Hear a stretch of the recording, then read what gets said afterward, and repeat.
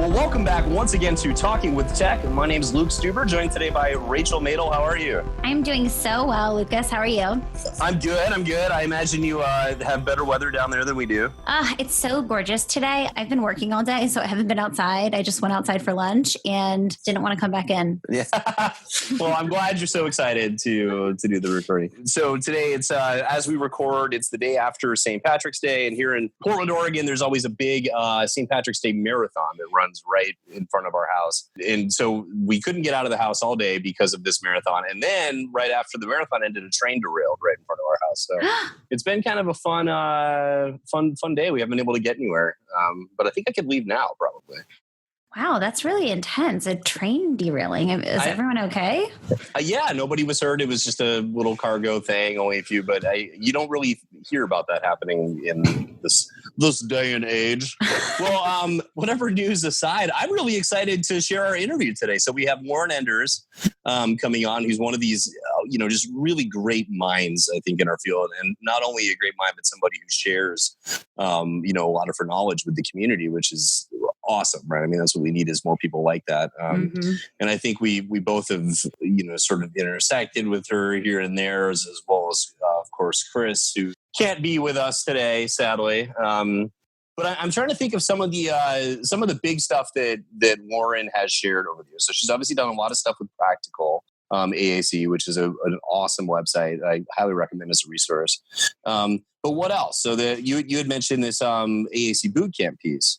First of all, I love Lauren. She's if you haven't heard her speak, she's fantastic. Talk about a practical presentation. Every time I walk out of one of her talks, I have like new apps to try and fresh ideas. So I just love her. But yeah, she developed something called AAC Bootcamp. It's definitely all over Pinterest these days because Lauren's really active on Pinterest. I love her Pinterest page. But yeah, it's really great resource for clinicians to print out. It just goes over kind of the do's and don'ts when you're working with AAC. And it's just it's a really great visual. And it's really easy to print out and to give to teachers and parents, and just kind of going over the cardinal rules of AAC implementation. Yeah, perfect. Well, I like how you said that cardinal rules, right? So what are some of the things? Yeah. Why I just said that is because I am actually presenting at Kasha on Sunday. That's a huge chunk of my presentation. It's the 10 cardinal rules of AAC implementation. So I think it's like on my brain. And I'm showing this visual because I feel like it's so powerful, and it's just kind of overviews basically a lot of what I'm talking about in my talk. Of course, the first one is modeling, which we've talked about a lot on this podcast, but it's literally the most important thing. We have to show users how to use their device, and not only modeling, obviously for the child, but I also, as a clinician, I need to show teachers how to model. And so I'm kind of modeling, which is like, I feel like I'm in the Matrix right now, but it's a huge part to kind of show. And that's something that I try to impress upon clinicians is like, we really need to show, not just talk about what to do, but just jump right in and show, teachers especially, and parents how to do it. Perfect. Well, and when you're talking about teaching SLPs to teach teachers to teach kids how to model, then you're modeling, right? I know. It's literally, we're in the Matrix. we're getting recursive modeling. Right. So that's a specific visual that we're talking about. We'll get this up on the Facebook group as well. So you can always find us on Facebook. Just look for Talking with Tech. There's a page and a group. We'll make sure it's on there. But I'm glad you're talking about this in your talk too. So what are some of the things? We got model, presuming competence. I know that we've talked about quite a bit. Another thing she talks about that we haven't actually talked a ton about is prompting, right? So so there's a few different pieces here. There's prompt hierarchy, but then she's also addresses speed of prompting, right? And this is something that I've seen people, and I've made the mistake tons in my own practice, is making sure that you give enough time after prompts, right? It's literally the hardest thing. It's because I'm a really fast-paced person. I have fast-paced therapy. I'm like, listen, we only got 50 minutes. I'm going to get in, and like, we're going to do as much as we possibly can. So it's hard for me to slow down. And it's so important because 9 times out of 10, we're jumping in way too soon. And I can say that even knowing everything that I know, and I teach people this, but I still have to remind myself to stop jumping in so quickly. And I love this visual. It says wait 10 to 20 seconds with an expectant look before reprompting. And then she has in parentheses, count in your head, which I've done because it's like, it's so easy to just jump in, and 10 to 20 seconds is a long time. It's so long. Oh, it's an eternity in that moment. Absolutely. But I've seen it happen, right? I mean, there was one situation I remember, it was specifically something around 30 seconds with a student that a lot of folks had thought was, simply not functional with his device. And then all of a sudden got a very functional, intentional response after 30 seconds. So I'll, kind of present something and I might get distracted with talking to a parent or something else comes up. And then all of a sudden I get a response and I'm like, oh my gosh, that was so long. But like they were formulating a response and what they wanted to tell me. And also the idea of the prompt hierarchy. There's actually another really great visual by Rachel Langley. It's beautifully done. It kind of has like green, yellow, red. You kind of want to stay in the green. And in the green, it's just not a high level of prompting. We're not telling kids to find a certain button or kind of giving explicit directions. Instead, we're just kind of waiting, just giving a facial expression or a gesture to tell them, we're expecting something right now, but we're not kind of leading them down with a high level of prompting. Right. So what is the concept of the prompt hierarchy then? So the idea is that we start with a minimal prompt, right, before going to maximal, prompting, which can go all the way to the end of physical assistance, in terms of a maximal prompt. But the minimal prompt can just be that expectation to begin with, that silence, kind of presenting what we sometimes would call communicative temptation.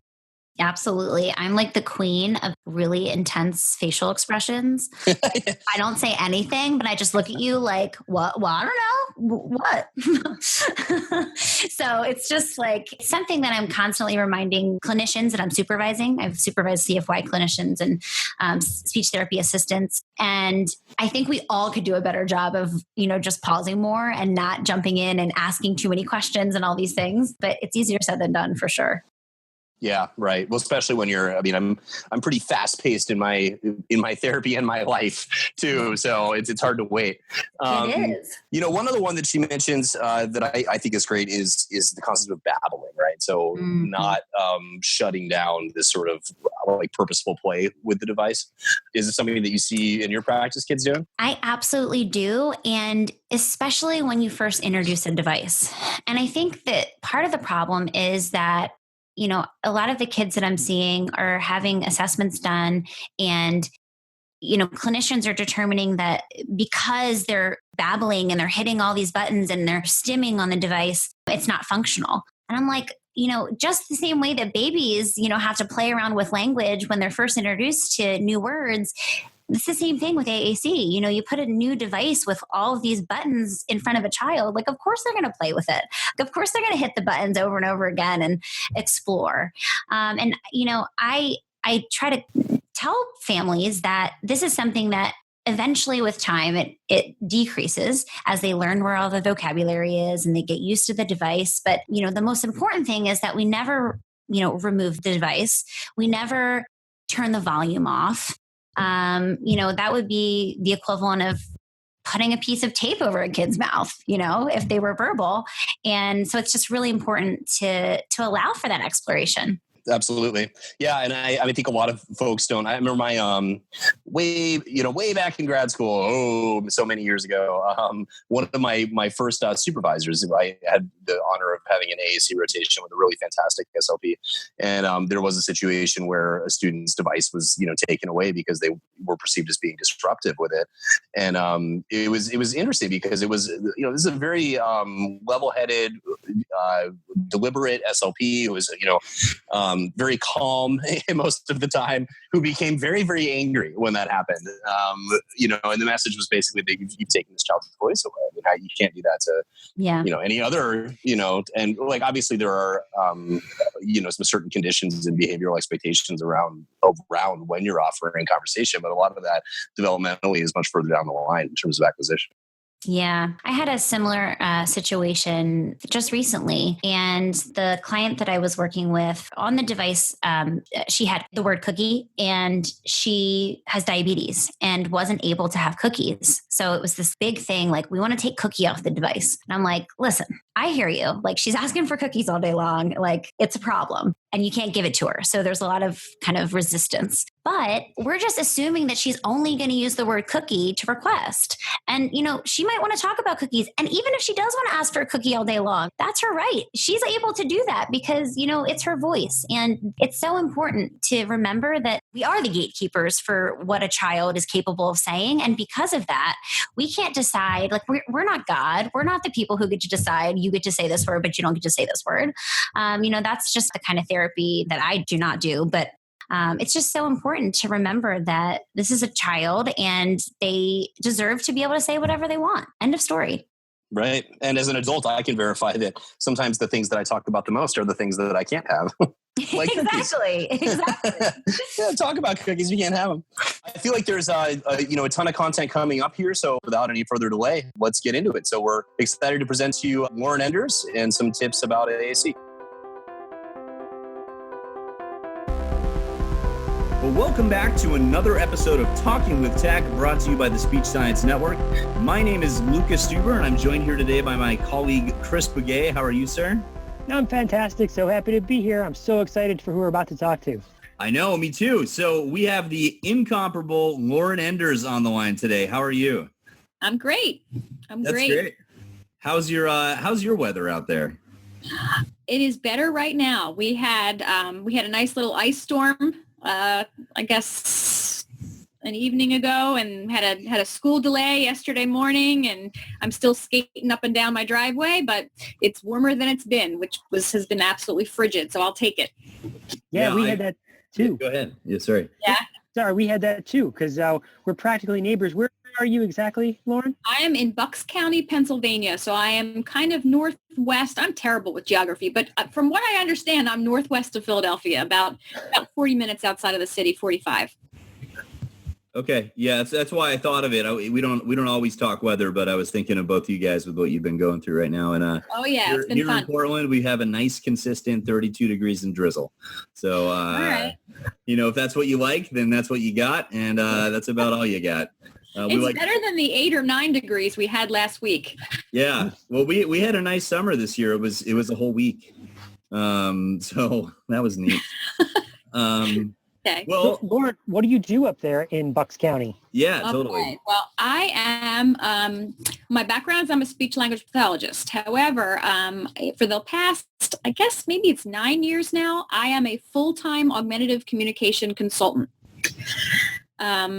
So I work in Bucks County, Pennsylvania, and we have 13 member school districts, and I work for a county agency that provides special services like speech, language, especially groups like augmentative communication, assistive technology, vision services. So we have all kinds of services that we provide, and the school districts are able to contract with us if they so choose.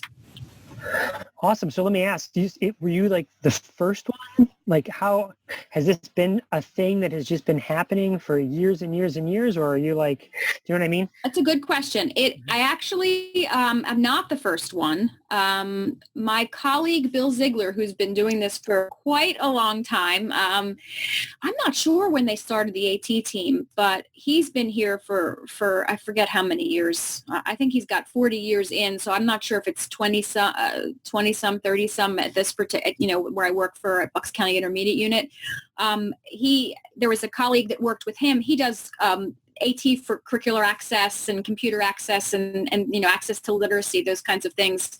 And then there has been historically a person that then also supports AAC. So he's primarily curriculum, and then he's always had a colleague that has done augmentative communication. For years and years, it was Marie Mark. She retired maybe, I guess, 9 years ago or something like that. And then I had some experience doing staff development and augmentative communication and AT consulting. in my previous job at Delaware County Intermediate Unit. When I switched to Bucks County IU, it was a couple of years until Marie retired. But when she did, I took the opportunity to do what I love.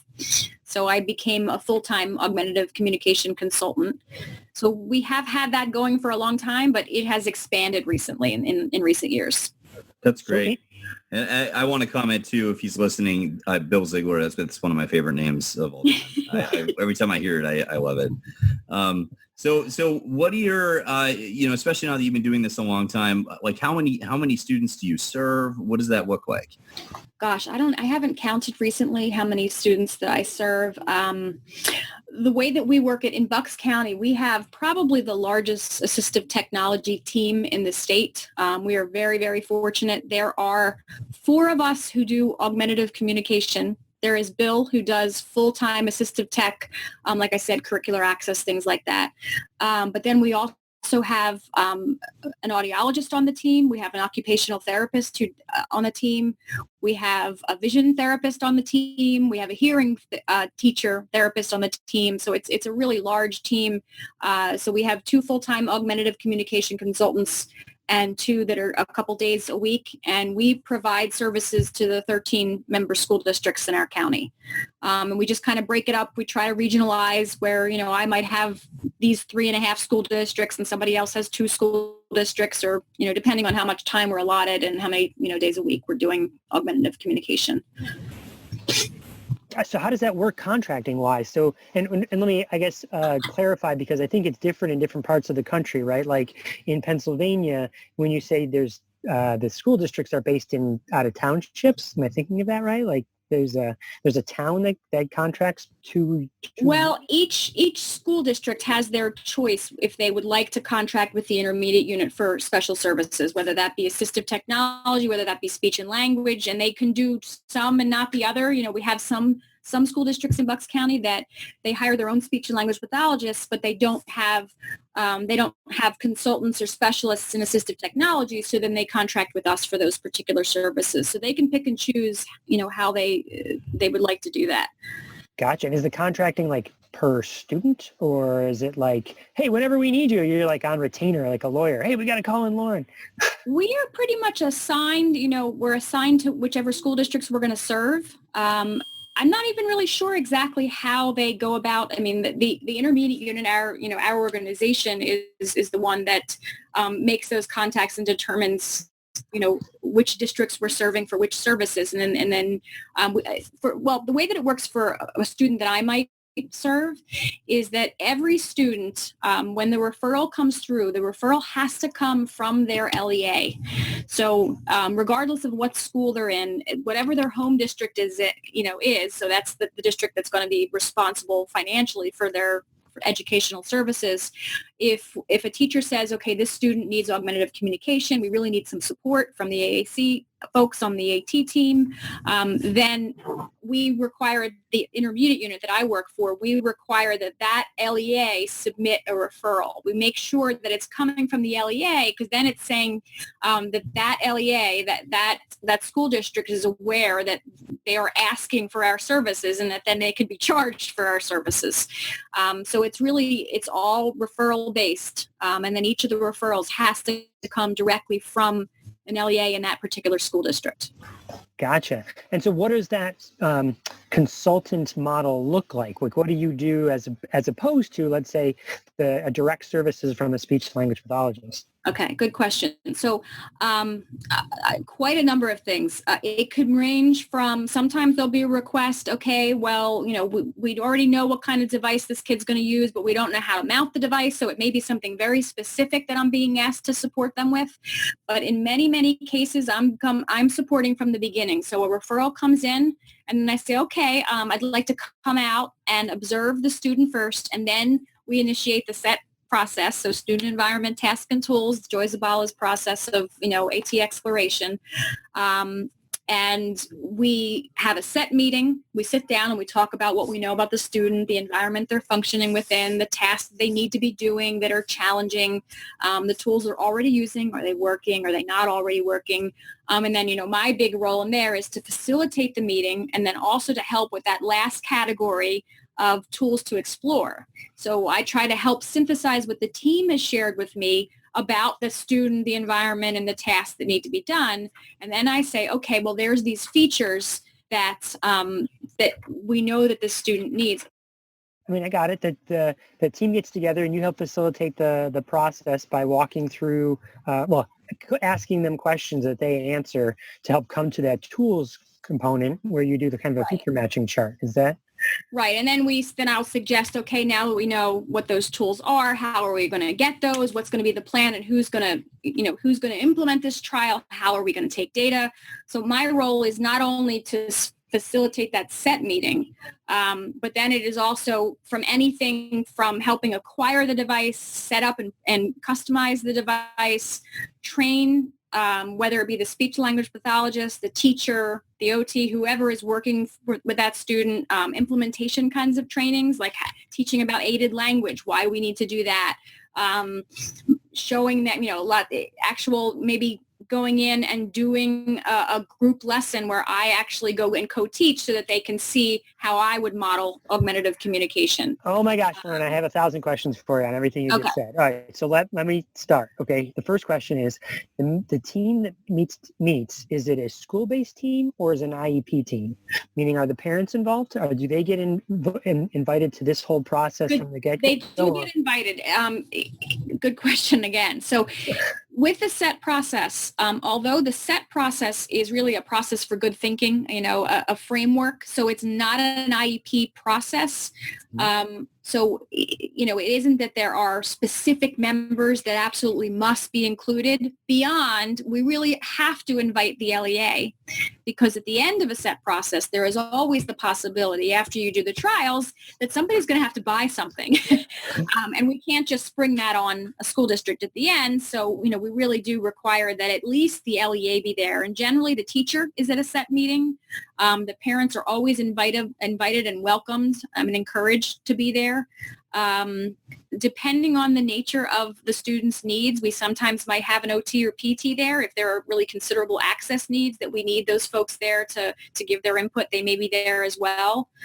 And of course, the speech language pathologist is generally needs to be there as well. But it's, it's not a legal process in and of itself. But we will then go in and revise the IEP to say that a SET process has been initiated and we are exploring technology. One question I had, and this is based on my experience in Oregon, not only working in the schools but also in private practice, is the relative, decline of ESDs compared to school districts that are starting to take on their own AT responsibilities or hearing responsibilities or vision responsibilities. Are you seeing that also where you work? We're not seeing a tremendous amount. We have 13 school districts. Only one of those school districts entirely has provided their own assistive technology person who then completely handles assistive technology. And then I guess they have some speech language pathologists that also are supporting AAC. So that one particular school district, they do provide their own supports. The other 12, in some form or fashion, will employ us. It just depends on exactly what they need. I've seen a little bit of movement towards, there's one more school district that I believe has hired someone who is starting to kind of learn the process. So, I don't know what that's going to look like in 5-10 years, whether that will become the norm where each individual school district will want to have their own folks, as opposed to using, a regional service agency like the one that I work for. Not really sure, but for now, we just came out of an assistive technology team meeting. That's where I was right before we started this podcast. And we were talking about, how we are incredibly, incredibly busy, all of us. So there is still quite a bit of need out there, right, specifically AAC related. We have so many new referrals, so many existing students that we're supporting. We're, modifying vocabulary or access method, or supporting teams where they're, I think, anybody that really is on the pulse of augmentative communication knows that implementation globally, it can be very, very challenging everywhere. Right. And, we know that there's some reasons for that. And in my mind, one of the biggest is the lack of aided language, but that takes training and practice and I believe coaching. Right. And that's where it becomes, without coaching, we can do a training. We can have people come in and we can do a 2-hour training and explain why we need to do modeling and aided language. And but just like we can't expect them, the students, to learn without modeling, we really can't expect the folks in these teams to be supporting modeling if they're not seeing me model it. Or what does an hour a week really do with us? What, as opposed to, the training and the coaching piece? Absolutely. Lauren, let me ask, have you seen, once you've taken a team through this kind of consulting role, like even if it's just a set framework where they are choosing the tool and they spend the time figuring out what tool, do you find that there's been, they don't call you the next time because it's like, okay, we got it? Rarely. Rarely. Or they still want their hands like held each time. I think there have been, I can think of maybe just maybe 2 or 3 teams or individuals who really just take it and run with it. In most cases, it's repeating each student. And some of that is because, each student is different. So while they may have understood how the process went, they're not really sure how to do the exploration. They're not sure what tools are out there. They're not sure. And again, because in many of these instances, I have not yet been able to do this coaching type of process, whether it, whatever protocol or method is used, they're not where they need to be in being able to support these kids. So that is the goal and the hope, to build capacity so that they don't need me every time. And when that happens, it's awesome.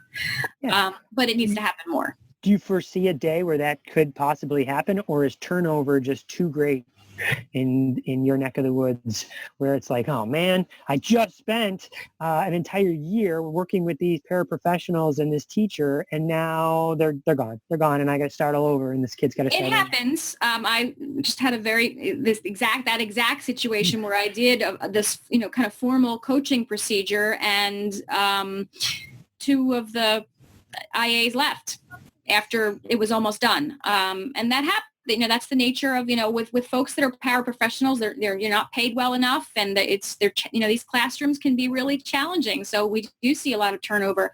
I think what is really going to be key is that even if we can't necessarily train the paraprofessionals as well, I think if we can really, really sufficiently train the teacher, that they then can be, can be models for their own paraprofessionals. If they have a big giant core board in the front of their room and they're using it, the paraprofessionals that come into that room are going to pick that up.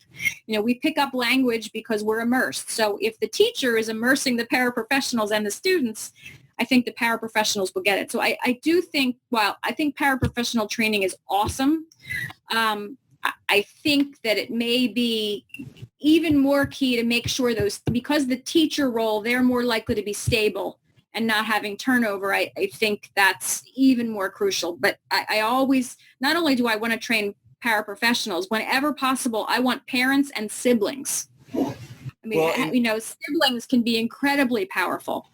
You made the comment about how challenging these classrooms can be. I can't imagine doing anything else. I mean, do you feel like sometimes, like I know for my part, when I take interns, they always end up getting into grad school and then I'm disappointed, but that's great. I want them, but these are folks that are actually changing careers. What you're saying? You mean the turnover? Yeah, right.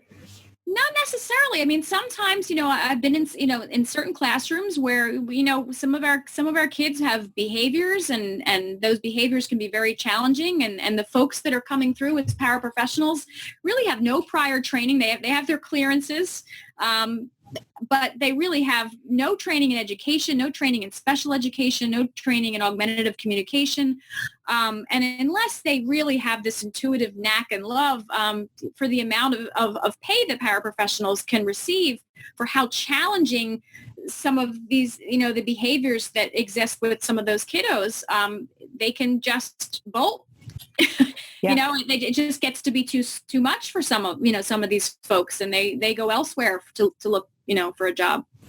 I think that's part of the hidden benefit of the training that you're offering, this kind of ongoing support, is the idea that like right now, I don't even know what I'm doing when I come to this classroom. All I'm doing is trying to manage behaviors. But then you come in and you start providing some sort of ongoing support and training, and now you're heading in a direction and there's a light at the end of the tunnel. And it's by no means am I at the point where I feel that this is perfect. So I don't want you to think that I'm, oh no,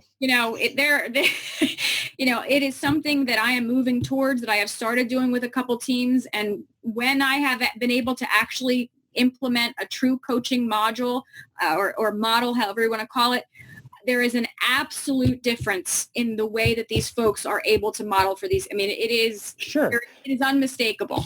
But beyond the benefits for the students, maybe there's benefits for those adults. Like I suddenly feel worth in what I'm doing because I didn't know what the heck I was doing before. I just knew I was waiting to try and not trying to make sure behavior didn't blow out of proportion. But now I'm teaching, I'm teaching a language, and I can look back at the beginning of the year and say, this kid couldn't do any of this. And now they can. And so I feel really, exactly, rewarding.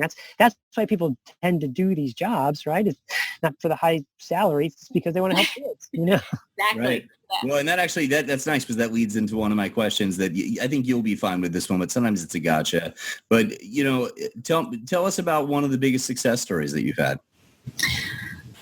Oh, one of the biggest success stories. Ooh, it's a gotcha. I think one of the biggest success stories in terms of looking from beginning to end in how a team has been able to model with a particular student on their device was that I went through this. In this particular case, I used the partner augmented input model, the s'mores model, and it was just not only was I was training the teacher, but I was training the paraprofessionals, and particularly the paraprofessionals, seeing the difference in the way that they were able to interact and talk to this particular student with that student's device and with their system. And just, not only in understanding that how they should model, but also in just the amount of modeling that started happening. Because, towards the end of the process, I'm sitting back a little bit more and giving more feedback rather than me actually modeling.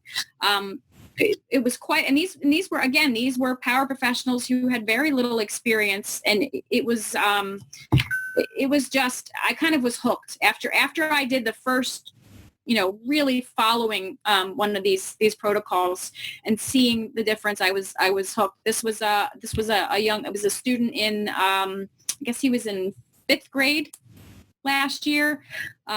Just, marked differences in the way the team was able to support the use of his particular app and just augmentative communication in general. Now, of course, exactly what Chris mentioned, those two IAs both left the classroom.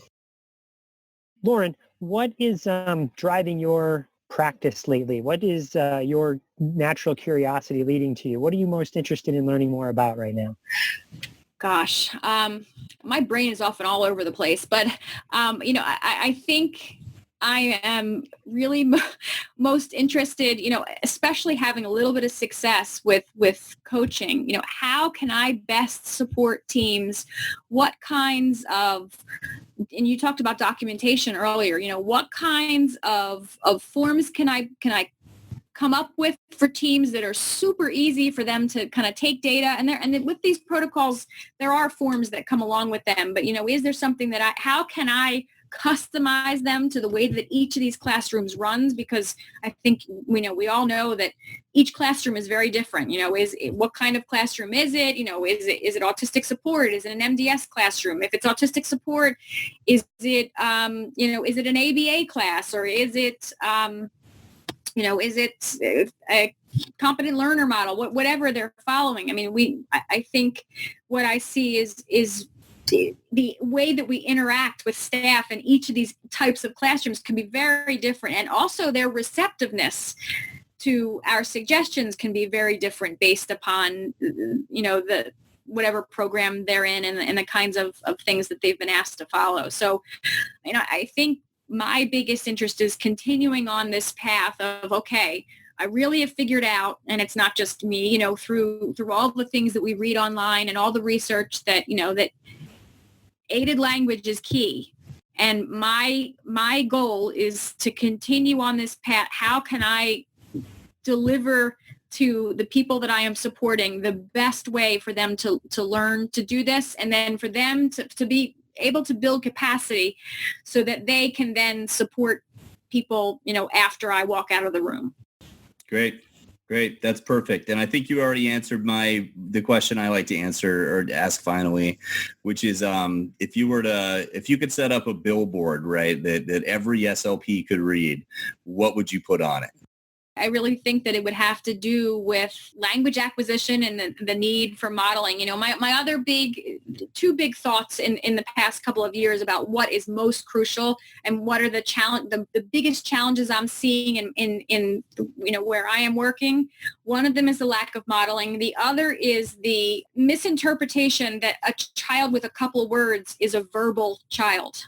So that, I don't know, that might be on my, maybe that my billboard, one of my billboards would be, 10 to 20 words does not make your student verbal. You need to be thinking about, how can you augment that while they're continuing to develop their language, their expressive language. Wait, I want to clarify that, Lauren. Are you saying like it's people will say, well, he's got 10 to 20 words, so therefore he doesn't need any sort of AAC?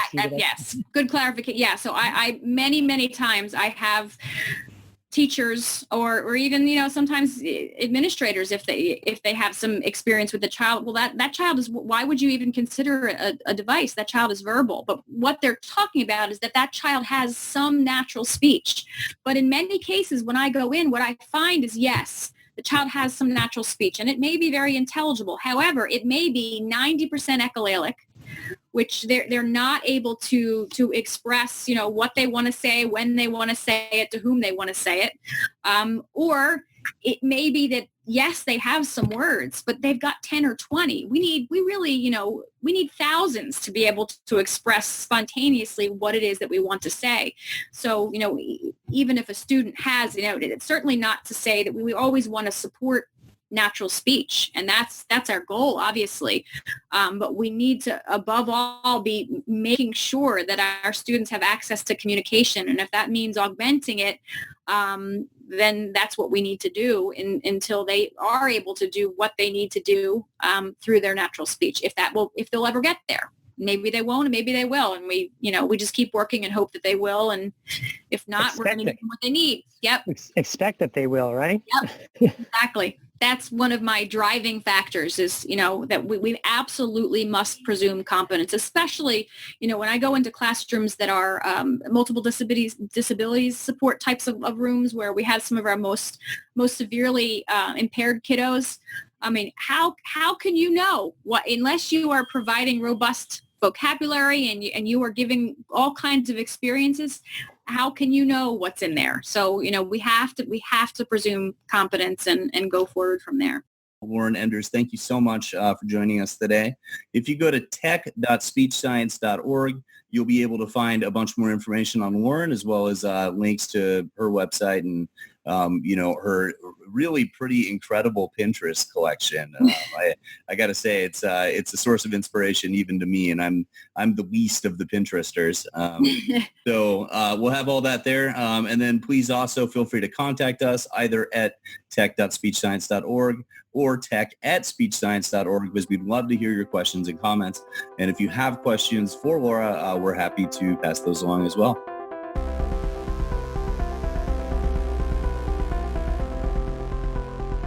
Well, welcome back once again to Talking with Tech. I thought that was an excellent interview. I mean, I'm a huge fan of Lauren's. It really touched on a lot of really important stuff. I love her, and I just love that interview. I think she's just such a great therapist. I would love to just spend a week alongside her watching her therapy, because I've no doubt that I would be incredibly inspired. Oh, I'm sure. Absolutely. Lauren she's just an all-around nice person. There's a fun story of years ago, a conference actually called AAC Boot Camp that she and I were both at, and I got really sick the day of. And she stepped in with without even me asking or anything, and gave my presentation for me. So thanks, Lauren. I owe you. Yeah. That's a really nice thing to do. I know, with no prep and everything. I mean, that just shows you how much she has to share, right? Exactly. So anyway, I mean, we're thrilled to have had her on. We're really excited to hear your thoughts. So please do join us. You can find us on Facebook at Talking with Tech. If you just look around, there's a page and a group, like I said before, as well as on Instagram. Pretty much all the social media. At least I'm an addict, I think. And then we'd love to hear your thoughts by email. Please, feel free to drop us a line, tech@speechscience.org. We're always sharing stuff of our own too, right? I think Rachel, you're probably the day that you're hearing this, Rachel, you're giving a presentation down in California, right? I am. I will be speaking at CASHA, and the name of my presentation is a mouthful of acronyms. It's Beyond Requesting, AAC for ASD for the SLP. Nice. So just like 3 acronyms, no big deal. Really intense. But yeah, I'm really excited to go to Sacramento. I've never been to CASHA actually. So I've been living in California for a few years now and never been to CASHA. So I'm really excited to go and to present and share some knowledge about, implementing and assessing kids with autism for AAC. Yeah, well, maybe those of you listening, if you're at CASHA too, definitely go bug Rachel. That would make me happy from a distance because I can't go, sadly. But I've never been to CASHA either, and I hear that's one of the real big state conferences. So yeah, it's actually really big. So hopefully, I'm a little nervous. Maybe I hope there's not too many people watching. Okay, everybody listening, go. You have to go. Definitely don't. Go and heckle. Well, once again, this is Lucas Stuber, joined by Rachel Madel. Thanks so much for listening today to Talking with Tech. Like I said, check us out online. We'd love to hear your thoughts, on Warren and anything else. I'd love to hear your questions as well. And we will talk to you next week.